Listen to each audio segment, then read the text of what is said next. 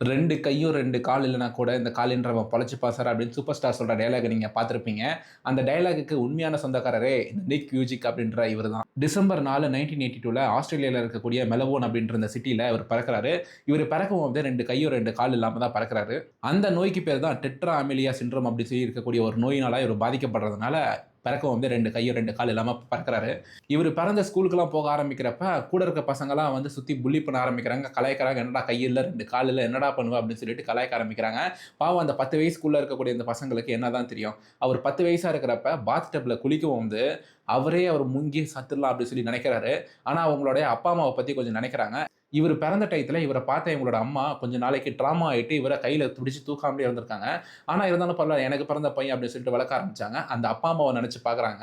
அதனால அவர் சாகணும்னு நினைக்கிற அந்த முடிவை கைவிட்டுட்டு அவரால முடிஞ்ச அளவுக்கு எழுத கத்துக்கிறாரு, டைப் பண்ண கத்துக்கிறாரு. ஒரு நிமிஷத்துல 40 வார்த்தை டைப் பண்ணுவாராம். அது மட்டும் இல்லாம ஸ்விம்மிங் பண்ணுவாரு இவரு, ஃபுட்பால் விளையாடுவாரு. இந்த மாதிரி நிறைய ஸ்கில்ஸை கத்துக்கிட்டு இவருடைய டேலண்ட்டை கொஞ்சம் கொஞ்சமா ஏத்த ஆரம்பிக்கிறாரு. 17 வயசுல இவர் மோட்டிவேஷனல் ஸ்பீச்லாம் கொடுக்க ஆரம்பிக்கிறாங்க. இன்னைக்கு தேதியில உலகத்துல டாப் 10 மோட்டிவேஷனல் ஸ்பீக்கர்ஸ்ல இவரும் ஒருத்தரா இருக்காங்க. அது மட்டும் இல்லாம 2012ல இவருக்கு கல்யாணம் ஆகி இவருக்கு இப்ப 4 பசங்களும் இருக்காங்க. இவரோடவா நம்மளுடைய வாழ்க்கையில நிறைய கஷ்டப்படுறோம். அதனால எண்ணம் போல் வாழ்க்கை அப்படின்னு சொல்லிட்டு அடுத்தடுத்த வலைகளை பாசிட்டிவா பாருங்க.